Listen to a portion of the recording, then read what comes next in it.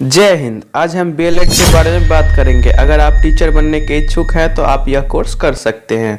इस वीडियो में हम बात करेंगे कि बीएलएड क्या है, व्हाट इज़ बीएलएड, बीएलएड करने के लिए योग्यता क्या होनी चाहिए, eligibility criteria of B.El.Ed, B.El.Ed college में एडमिशन कैसे होती है, admission process of B.El.Ed, B.El.Ed course की फीस कितनी है, fees of B.El.Ed course, B.El.Ed के बाद क्या करें, what after B.El.Ed. Hello friends, this is Sonu. Welcome to our channel basic शिक्षा। Let's get started। आज का फर्स्ट टॉपिक है कि बीएलएड क्या है, व्हाट इज बीएलएड। बीएलएड एक अंडर ग्रेजुएट कोर्स है। बीएलएड का पूरा नाम बैचलर इन एलिमेंट्री एजुकेशन है। यह 4 साल का कोर्स है जिसमें 3 साल थ्योरी एंड प्रैक्टिकल होता है और 1 साल इंटर्नशिप प्रोग्राम करवाया जाता है।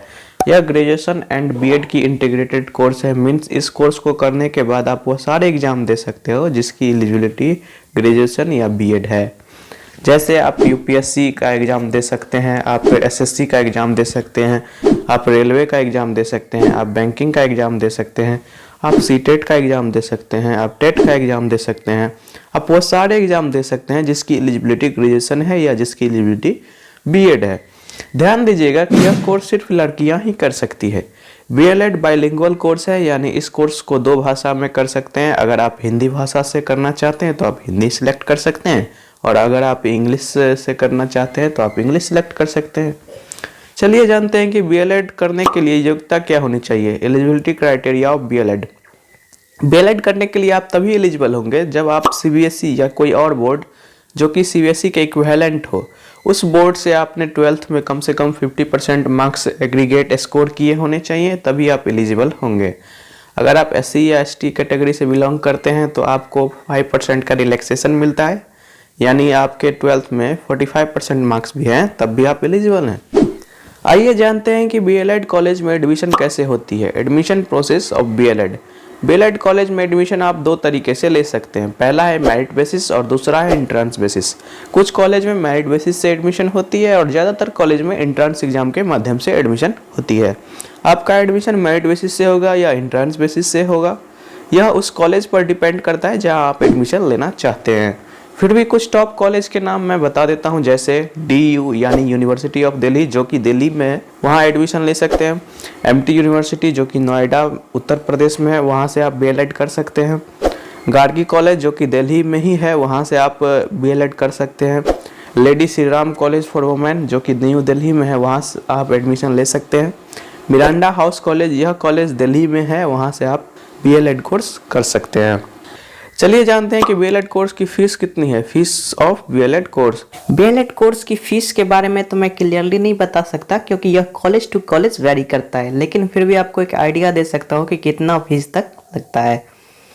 बीएलएड कोर्स की एवरेज फीस 20,000 से 1,50,000 तक हो सकती है।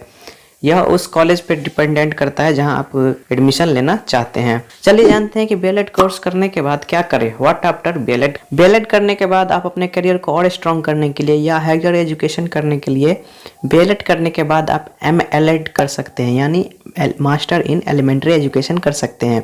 बीएलएड करने के बाद आप एमएड यानी मास्टर इन एजुकेशन कर सकते हैं।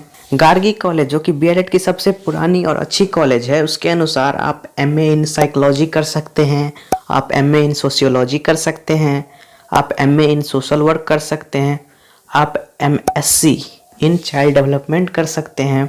और यदि आप बीएलएड करने के बाद आप सोचते हैं कि मुझे और कुछ नहीं करना और कोई एजुकेशनल डिग्री नहीं चाहिए, मुझे तो बस अब जॉब करना है, तब आप primary and upper primary government school पढ़ा सकते हैं, जैसे केवीएस यानी केंद्र विद्यालय में पढ़ा सकते हैं, एनवीएस यानी नवोदय विद्यालय में पढ़ा सकते हैं, और भी बहुत सारे गवर्नमेंट स्कूल में पढ़ा सकते हैं। इसके लिए आपको कुछ एग्जाम क्वालिफाई करने होंगे, जैसे टेट या सीटेट क्वालिफाई करना होगा। उसके बाद गवर्नमेंट टीचर की वैकेंसी आती है, उसे क्वालिफाई करने के बाद इंटरव्यू पास करना होगा, तभी आप as a teacher government school में पढ़ा सकते हैं। गवर्नमेंट टीचर के अलावा आप प्राइवेट स्कूल में भी पढ़ा सकते हैं। कुछ प्राइवेट कॉलेज में सीटेट करने के बाद टीचर बन सकते हैं और कुछ प्राइवेट स्कूल में सीटेट करने से पहले भी आप टीचर बन सकते हैं। बीएलएड करने के बाद टीचिंग के अलावा और भी बहुत सारे ऑप्शंस होते हैं, जैसे आप एनजीओ के साथ जुड़कर भी काम कर सकते हैं, जिससे काफ़ी अच्छी अर्निंग आप प्राप्त कर सकते हैं। आप कंटेंट राइटर बन सकते हैं, आप करिकुलम डेवलपर बन सकते हैं, आप as a associate education developer काम कर सकते हैं। इस वीडियो में इतना ही, मिलते हैं नेक्स्ट वीडियो में किसी नए टॉपिक के साथ। तब तक के लिए जय हिंद। इस वीडियो को पूरा देखने के बाद फिर भी कोई डाउट रह जाए तो आप कमेंट कर सकते हैं। मैं आपकी पूरी कोशिश करूंगा कि आपके कमेंट की रिप्लाई दे सकूं। इस वीडियो को देखने के लिए आपका धन्यवाद।